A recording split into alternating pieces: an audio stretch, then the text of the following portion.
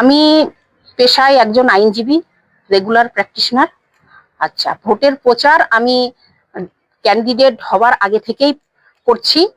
বিভিন্ন জায়গায় বিভিন্ন ক্যাম্পেইনিং আমি করেছি, সারা ওয়েস্ট বেঙ্গল ব্যাপী করেছি।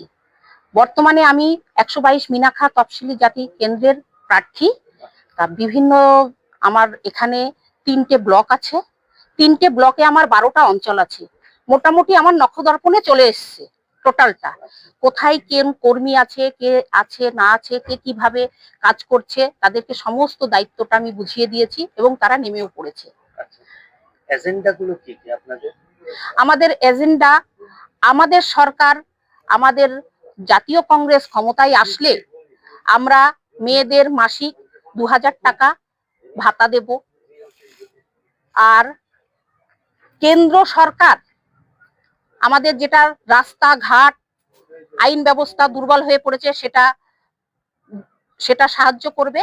আর 12 স্নাতক স্তর মানে 12 ক্লাস ছাড়িয়েও স্নাতক পর্যন্ত আমাদের ফ্রি শিক্ষা, গরিব মানুষ যাদের পড়াশোনার ক্ষমতা নেই ফিস দিয়ে পয়সা দিয়ে, তাদের জন্য ফ্রি শিক্ষা চালু করবে।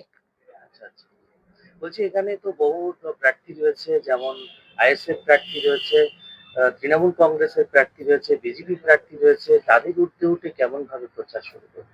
তাদের ঊর্ধ্বে উঠে বলতে আমি যেমন তৃণমূল কংগ্রেসের দেয়াল লিখন দেখেছি, কিন্তু প্রার্থীর প্রচার আমি দেখিনি। আইএসএফ এর বলতে আমার ভদ্রলোকের সঙ্গে পরিচয় হয়েছে, কিন্তু প্রচার আমি দেখিনি। কিন্তু আমি যে গ্রামে গঞ্জে যেভাবে পৌঁছেছি, মানুষের যেভাবে সাড়া পেয়েছি, সাধারণ ভোটারদের, বিশেষ করে বয়স্ক ভোটাররা, আমি নিজে দাঁড়িয়ে থেকে দেখেছি তারা দুহাত তুলে আশীর্বাদ করছে এবং তারা ভীষণভাবে খুশি যে জাতীয় কংগ্রেস নতুন করে আবার ফিরে এসছে এবং তারা চাইছে পশ্চিমবঙ্গে 50 বছর পর হলেও আবার জাতীয় কংগ্রেস ফিরে আসুক, আমাদের বিধান রায়ের সেই নতুন দিন আবার নতুন করে গড়ে তুলুক। আপনি তো মহিলাদের কি নিরাপত্তা রয়েছে বাংলায়? অবশ্যই নয়, মহিলাদের নিরাপত্তা কখনোই নেই। তারপরে রাস্তাঘাটের যা পরিস্থিতি, মেয়েদের তো ভীষণভাবে এই কেন্দ্রে বিশেষ করে ভীষণভাবে রাত্রের পরে বেরোনো খুবই রিস্কি। আর মেয়েদের শিক্ষা, নারী শিক্ষা, মেয়েদের সুরক্ষা দিতে আমার মনে হয় বর্তমান সরকারের প্রশাসন একদমই ব্যর্থ, পুরোপুরি ব্যর্থ।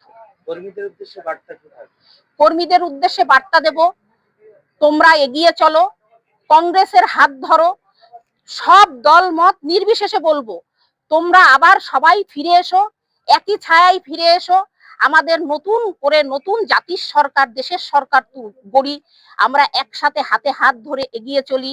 তাহলে আমরা একটা সুষ্ঠু পরিবেশ, সুষ্ঠু ভারতবর্ষ, সুষ্ঠু পশ্চিমবঙ্গ, সুষ্ঠু মিনাখা কেন্দ্র গড়তে পারবো।